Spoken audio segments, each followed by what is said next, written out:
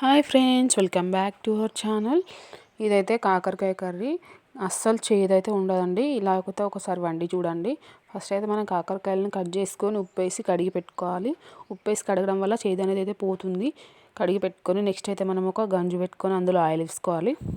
Oil heat అయిన తర్వాత పోపు దినుసులు అండ్ ఉల్లిగడ్డ వేసుకొని మంచిగా ఫ్రై అయిన తర్వాతనైతే కాకరకాయలను అయితే వేసుకోవాలి. కాకరకాయ ముక్కలు వేసుకోవాలి, మంచిగా ఫ్రై చేసుకోవాలి. కాకరకాయ ముక్కలు అయితే రెడ్గా రావాలి. కలర్ అయితే రెడ్గా వచ్చినట్లయితే బాగాసేపు ఆయిల్లో ఫ్రై అయితే మాత్రం చేదు అనేది పోతుందన్నమాట.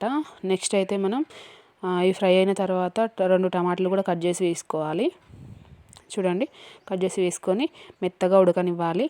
ఒక 2 చింతపండు రవ్వలు కూడా వేసుకోవాలి, నానబెట్టుకోవాలి వాటర్లో. నెక్స్ట్ అయితే చూడండి, టమాటా వక్కలు అయితే ఉడికిపోయినాయి. నెక్స్ట్ అయితే ఇందులో కొంచెం పసుపు అండ్ అల్లం వెల్లుల్లి పేస్ట్ వేసుకోవాలి.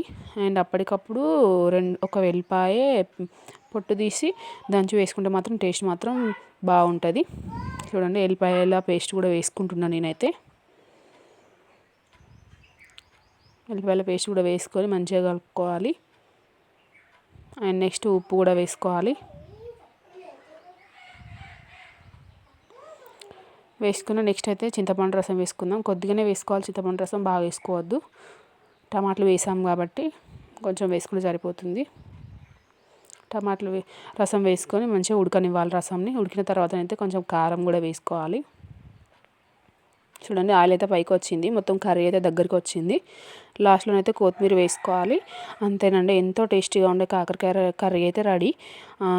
అసలు చేదు అనేది అయితే అస్సలు ఉండదు. ఇట్లనైతే ఒకసారి ట్రై చేయండి. చిన్నపిల్లలు కూడా చాలా ఇష్టంగా తింటారు, తినని వాళ్ళు కూడా ఇష్టంగా తింటారు. ఈ వీడియో కనుక మీకు నచ్చినట్లయితే లైక్ చేయండి, షేర్ చేయండి అండ్ సబ్స్క్రైబ్ చేయండి. బాయ్. చేదు మాత్రం అస్సలు ఉండదు కర్రీ. ఒకసారి అయితే ఇలా ట్రై చేసి చూడండి, చాలా బాగుంటుంది. Thanks for watching.